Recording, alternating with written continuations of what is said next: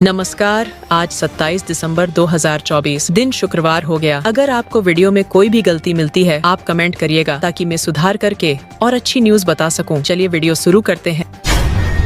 भोपाल को भिखारियों से मुक्त करने के लिए सरकार ने पहल की है। भिखारियों का पुनर्वास कर उन्हें रोजगार दिया जाएगा। साथ ही भीख देने वालों पर जुर्माना लगाया जाएगा। प्रशासन ने 3000 भिखारियों की पहचान की है जिनका पुनर्वास किया जाएगा। पुलिस और प्रशासन भीख देने वालों पर नजर रखेगा और जुर्माना लगाएगा।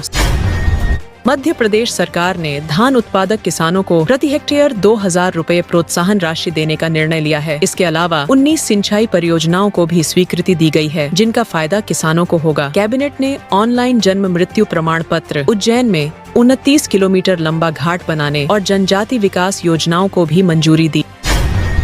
मध्य प्रदेश में ड्राइविंग लाइसेंस की प्रक्रिया में बदलाव किया जा रहा है। अब पक्के लाइसेंस के लिए आरटीओ जाने की जरूरत नहीं होगी। मान्यता प्राप्त ड्राइविंग ट्रेनिंग स्कूल से ट्रायल और फोटो की प्रक्रिया होगी। इसके बाद सेंटर से प्रमाण पत्र लेकर लाइसेंस मिल जाएगा। शहरों में नए स्कूलों की शुरुआत हो रही है जहां आधुनिक ट्रायल ट्रैक और सुविधाएं होंगी।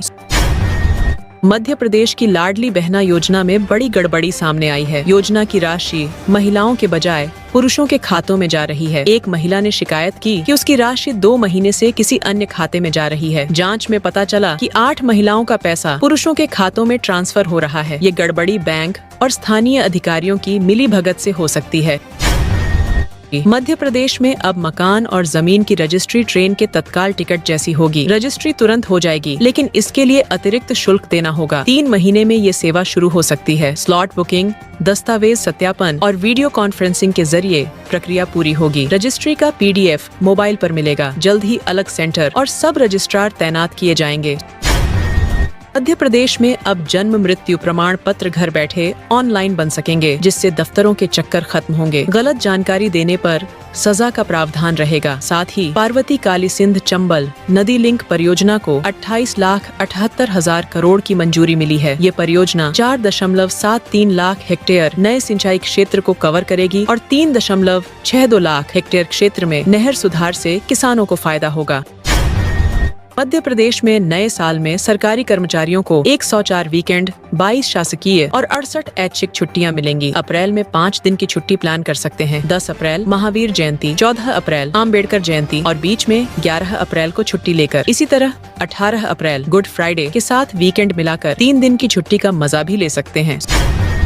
MPPSC ने 2025 में होने वाली प्रमुख परीक्षाओं का कैलेंडर जारी किया है। सही रणनीति बनाकर तैयारी शुरू करें। राज्य सेवा प्रारंभिक परीक्षा 16 फरवरी को होगी। मई में सहायक प्राध्यापक परीक्षा, जून में खाद्य सुरक्षा अधिकारी परीक्षा और अक्टूबर में सहायक प्राध्यापक परीक्षा आयोजित होगी। अन्य विवरण के लिए MPPSC की आधिकारिक वेबसाइट देखें। मध्य प्रदेश लोक सेवा आयोग MPPSC जल्द ही असिस्टेंट प्रोफेसर के 1459 पदों पर भर्ती करेगा। इन पदों के लिए नोटिफिकेशन जारी होने वाला है। ये भर्ती सरकारी कॉलेजों में विभिन्न विषयों जैसे केमिस्ट्री, जूलॉजी, फिजिक्स, हिंदी, गणित आदि के लिए की जाएगी। पिछली बार 2022 में 1669 पदों पर भर्ती हुई थी। इस बार 150 पद कम हो सकते हैं लेकिन अंतिम समय में पद बढ़ाने की संभावना है। ग्वालियर के EMLB कॉलेज ने डिजिटल आई कार्ड लॉन्च किया है जिसमें QR कोड स्कैन करने पर 5 लिंक मिलती हैं। ये लिंक छात्रों को बायोडाटा, फीस रसीद, रिजल्ट, परीक्षा फॉर्म और कॉलेज की सभी सूचनाएं उपलब्ध कराती हैं। छात्र अब घर बैठे फीस जमा, परीक्षा फॉर्म भरने और मार्कशीट डाउनलोड कर सकते हैं। ये सुविधा 8000 छात्रों के लिए समय और मेहनत बचाने वाली साबित हो रही है। मोहन कैबिनेट की 2024 की आखिरी बैठक में सिंहस्थ के लिए 778 करोड़ की लागत से 29 किलोमीटर लंबा घाट बनाने का फैसला हुआ। साथ ही किसानों को दिन रात बिजली देने के लिए 11 kV फीडर्स को सोलराइज करने का निर्णय लिया गया। सभी पंचायतों में अटल सेवा ग्रामीण सदन बनाए जाएंगे। केन बेतवा परियोजना के लिए PM मोदी का आभार जताते हुए मध्य प्रदेश को 100% सिंचित बनाने की योजना पर काम शुरू होगा। डिंडौरी जिले के मेहंदवानी थाना क्षेत्र में एक शिशु की टीकाकरण के बाद मौत हो गई। 2 महीने के शिशुप्रीत को टीका लगाने के बाद उसे बुखार और अन्य समस्याएं होने लगीं और फिर उसकी मौत हो गई। परिजनों ने लापरवाही का आरोप लगाते हुए शिकायत दर्ज कराई है। स्वास्थ्य विभाग ने जांच शुरू कर दी है और बच्चों की निगरानी भी की जा रही है। ग्वालियर में सर्दी के बढ़ते प्रभाव से ब्रेन हेमरेज के मामले बढ़ गए हैं। पिछले 5 दिनों में JH अस्पताल में 50 से ज्यादा मरीज पहुँचे हैं। डॉक्टरों का कहना है कि सर्दियों में नसों का सिकुड़ना और खून का गाढ़ा होना ब्रेन हेमरेज और हृदयघात का कारण बनता है। 55 वर्ष से अधिक उम्र के लोग और BP शुगर के मरीज खास तौर पर सतर्क रहें। किसी भी परेशानी के लक्षण दिखने पर तुरंत अस्पताल पहुँचें। इंदौर के देवी अहिल्या विश्वविद्यालय में सोलर पैनल लगाने से बिजली बिल में 40 से 50% तक की बचत हो रही है। विवि की विभिन्न अध्ययनशालाओं में सोलर पैनल लगाए गए हैं और जल्द ही अन्य शालाओं में भी ये लगाए जाएंगे। इसके अलावा विश्वविद्यालय पर्यावरण संरक्षण के तहत पौधारोपण और जल संकट से निपटने के लिए रेन वाटर हार्वेस्टिंग सिस्टम पर काम कर रहा है। मध्य प्रदेश मेडिकल यूनिवर्सिटी ने निजी संस्थाओं के लिए छात्रों के मार्कशीट, डिग्री, माइग्रेशन और प्रोविजनल प्रमाण पत्र के सत्यापन पर 1000 रुपए का शुल्क तय किया है। यह शुल्क ऑनलाइन पोर्टल से लिया जाएगा। सरकारी संस्थाओं को यह शुल्क नहीं देना होगा। ये व्यवस्था वर्तमान सत्र से लागू है और इसका उद्देश्य दस्तावेजों का सही सत्यापन करना है। नए साल से बाईपास पर ट्रैफिक का सफर और भी आसान होगा क्योंकि NHAI 3 नए ब्रिज बना रहा है। राव ब्रिज की एक लेन शुरू हो चुकी है। दूसरी लेन 1 जनवरी से शुरू होगी। राला मंडल और अर्जुन बड़ौद पर बन रहे ब्रिज का काम तेजी से चल रहा है। मार्च तक दोनों ब्रिज की एक लेन शुरू हो जाएगी, जिससे लंबी दूरी के वाहनों को राहत मिलेगी। मध्य प्रदेश के शिक्षा मंत्री ने खुलासा किया कि 500 शिक्षक स्कूल नहीं जाते और उनकी जगह दूसरों को पढ़ाने के लिए किराए पर रखते हैं। मंत्री ने कहा कि वे व्यक्तिगत रूप से 500 ऐसे शिक्षकों को जानते हैं। इस बयान पर कांग्रेस ने मुख्यमंत्री से जवाब मांगा है, जबकि मंत्री के जिले में ही 100 शिक्षक इस व्यवस्था को चला रहे हैं।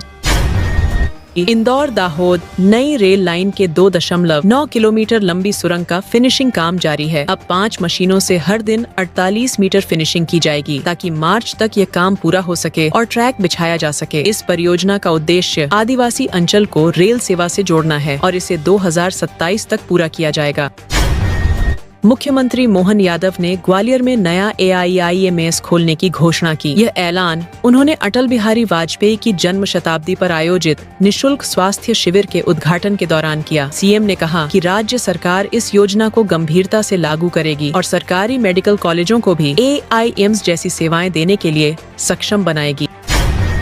इंदौर दाहोद रेल लाइन के निर्माण का काम तेजी से चल रहा है और जुलाई 2025 तक इंदौर से धार तक ट्रेन सेवा शुरू होने का लक्ष्य है। इस परियोजना के तहत 204.76 किलोमीटर की रेल लाइन बनाई जा रही है, जो इंदौर को दाहोद, छोटा उदयपुर के जरिए मुंबई, गुजरात से जोड़ने में मदद करेगी। इस प्रोजेक्ट पर 1873 करोड़ 10 लाख रुपए खर्च होंगे और करीब 10,000 कर्मचारी काम कर रहे हैं।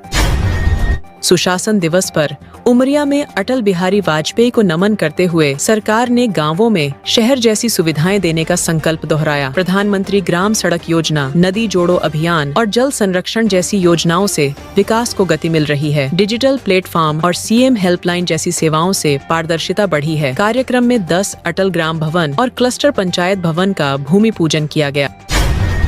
सर्दियों में कंबल के अंदर सोना आरामदायक लगता है, लेकिन इससे कुछ स्वास्थ्य समस्याएं हो सकती हैं। सोते समय चेहरे को कंबल से ढकने से कमरे में ऑक्सीजन की कमी हो सकती है, जिससे सांस लेने में परेशानी होती है। वेंटिलेशन की कमी से सिर दर्द, सांस की समस्याएं और त्वचा पर बैक्टीरिया बढ़ सकते हैं। इसके अलावा अत्यधिक गर्मी से पसीना आने और सर्दी लगने का खतरा भी बढ़ जाता है।